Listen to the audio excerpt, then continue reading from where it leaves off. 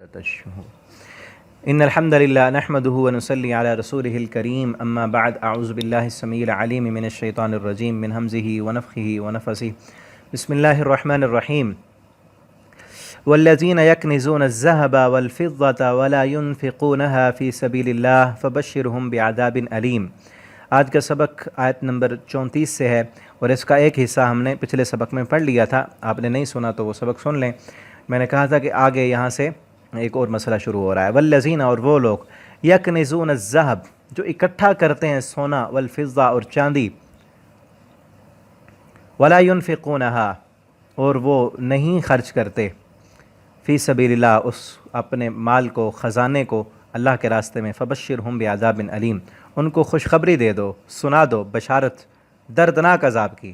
یہ ایک وعید کے طور پر ہوتا ہے کہ خوشخبری دے دو کہ تمہاری جو ہے نا آخرت میں عذاب تیار ہے۔ یکنزون، کنز کہتے ہیں ایسا خزانہ۔ حضرت عبداللہ بن عمر رضی اللہ تعالیٰ عنہ فرماتے ہیں کہ یہ جو آیت ہے یہ حکم زکوٰۃ کے حکم سے پہلے کا حکم ہے۔ زکوٰۃ کا حکم نازل ہونے کے بعد زکوٰۃ کو اللہ نے مال کی طہارت کا ذریعہ بنا دیا، تو اس لیے علماء فرماتے ہیں کہ جس مال سے زکوٰۃ نکال دی جائے تو وہ کنز نہیں ہے، سونا ہے، چاندی ہے، اس کی زکوٰۃ دے دی ہے بندے نے ہر سال، وہ سالانہ جتنی ہے، تو وہ کنز نہیں۔ اسی طرح جو بھی تجارت کے لیے مال ہے اس کا اگر زکوٰۃ دے دی تو وہ کنز نہیں، اگر زکوٰۃ نہیں ادا کی تو پھر وہ کنز ہے، وہ اللہ کے راستے میں نہیں دے رہے، یعنی فرض زکوٰۃ بھی نہیں دیتے۔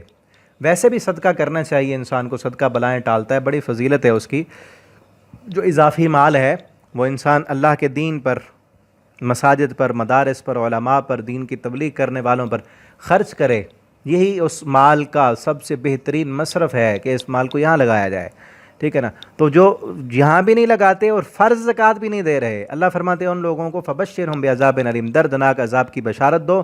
کس کی؟ کون سے عذاب کی؟ یوما، جس دن، یحما، تپایا جائے گا، اس سونے کو، چاندی کو جہنم میں ڈال کر جہنم کے انگارے بنائے جائیں گے، تپا کر، علیہا، اس کو، اس سونے اور چاندی کو، فی نار جہنم، جہنم کی آگ میں، فتقوا، تو پھر داغا جائے گا، بہا، اس مال کے ساتھ، اس سونے اور چاندی کے ساتھ، جباہہم، ان کی پیشانیوں کو، وجنوبہم، اور ان کے پہلوؤں کو، وظہورہم، اور ان کی پیٹھ کو، جہنم کے انگارے بنا کے منہ پہ مارے جائیں گے، ان کے پہلوؤں کو، ان کے آگے پیچھے وہ جہنم کے انگارے چمٹا کے کہا جائے گا ہاذا، یہ ہے ما کنزتم، جو تم جمع کرتے تھے، جو تم نے اکٹھا کیا تھا نا، خزانہ، مال، دولت، یہ وہ ہے، لِأَنفُسِكُمْ، اپنے لیے۔ تم کہتے تھے کہ مال ہوگا، پیسہ ہوگا، سونا چاندی جواہرات ہوں گے، دنیا میں عیش و عشرت کی زندگی گزرے گی، بتاؤ اب یہ فائدہ دیا ہے اس نے تمہیں کچھ؟ فذوقوا، پس چکھو تم، ما کنتم تکنزون، جو تم سب جمع کرتے تھے نا، جس کے پیچھے بھاگ رہے تھے، جس کی حرص اور ہوس ختم نہیں ہوتی تھی، جس مال کی خاطر جھوٹ بولا، جس مال کی خاطر بد اخلاق بنے، زانی بنے، شرابی بنے، رشوت خور بنے، سود خور بنے، اللہ کے ساتھ اعلان جنگ کیا، یہ ہے وہ مال، چکھو۔ تو میرے بھائیو، دوستو، اس پیغام کو آگے پہنچائیں، خدارہ زکوٰۃ ادا کیا کریں۔ زکوٰۃ دینے والے بہت تھوڑے ہیں۔ فرض زکوٰۃ جو نہیں دیتا اپنے مال کی، چاہے وہ کاشتکار ہے، اس کا عشر نہیں دے رہا، تجارت ہے، اس کا سامان ہے، تو وہ فرض زکوٰۃ نہیں دیتا، تو سوچ لیں، سمجھ لیں کہ وہ خزانہ، وہ مال، وہ دولت، وہ پراپرٹی، وہ بینک بیلنس، تو یہ نہ سمجھے کہ سونا نہیں ہے ہمارے پاس تو پیسہ ہے، بینک بیلنس ہے، تو یہ اصل پیسہ جو ہے کاغذ کے جو نوٹ ہیں، اصل تو پیچھے سونا ہے، ٹھیک ہے نا۔ جو پیسہ بینکوں میں پڑا ہوا ہے اس کی زکوٰۃ نہیں دے رہے، تو وہ قیامت کے دن تپا کر، انگارے بنا کر آگے اور پیچھے چمٹا دیا جائے گا، پھر جہنم میں ڈالا جائے گا۔ زکوٰۃ دیا کریں۔ آج اگر جو بڑے بڑے مسلمان، صرف مسلمان، بڑے بڑے بزنس مین جن کے اکاؤنٹ بھرے پڑے ہیں پیسوں سے، وہ صرف زکوٰۃ دے دیں نا تو پاکستان سے غربت ختم ہو جائے، اتنا پیسہ ہے ہمارے پاس۔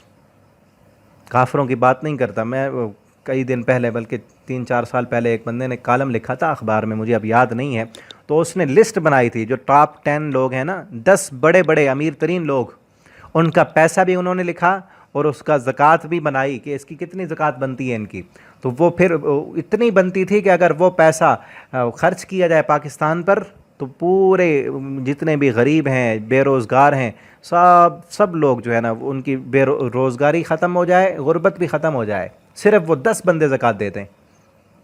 لیکن کیا ہے نہیں دے رہے. اور ایسے لوگ ٹیکس بھی نہیں دیتے, ٹیکس بھی بچ جاتے, جبکہ ٹیکس جو ہے یہ اسلام کا نظام نہیں ہے. اسلام کا نظام نظام زکوٰۃ ہے. فذوقوا ما کنتم تکنزون. چلو آگے پڑھتے ہیں. آگے جو مسئلہ بیان ہو رہا ہے نا, یہ مہینوں کے متعلق ہے کہ اللہ کے ہاں مہینے کتنے ہیں اور کون کون سے اس میں حرمت والے ہیں.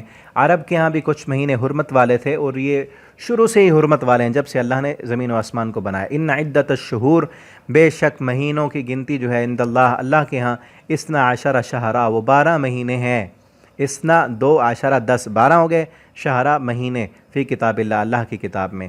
یہ اس اللہ کی کتاب سے مراد لوح محفوظ. یوم خلق السماوات, جب سے اللہ نے پیدا کیا آسمانوں کو, والارض, اور زمین کو, منہا, ان میں سے, ان 12 مہینوں میں سے, 4 حرم, 4 مہینے جو ہیں وہ حرمت والے ہیں. 4 مہینے حرمت والے ہیں. وہ کون سے ہیں؟ 3 مہینے اکٹھے ہیں, ذوالقعدہ, ذوالحجہ اور محرم, اور چوتھا مہینہ جو ہے وہ رجب ہے, جو جمادی الاخر اور شعبان کے درمیان میں ہے. تو یہ مہینے 4 جو ہیں حرمت والے ہیں, اور عرب لوگ بھی اس کا بڑا خیال کرتے تھے. ذالک الدین القیم, یہی سیدھا دین ہے, یہی سیدھا دین ہے جو اللہ نے دے دیا. جو چیز اللہ نے حلال کی وہ حلال, جو اللہ نے حرام کی وہ حرام. یہ حرمت والے کہیں گے ان کی میں خیال رکھنا ہے. جنگ جدال لڑائی تو ویسے بھی نہیں کرنی, لیکن خصوصاً ان مہینوں کا بڑا خیال رکھنا ہے.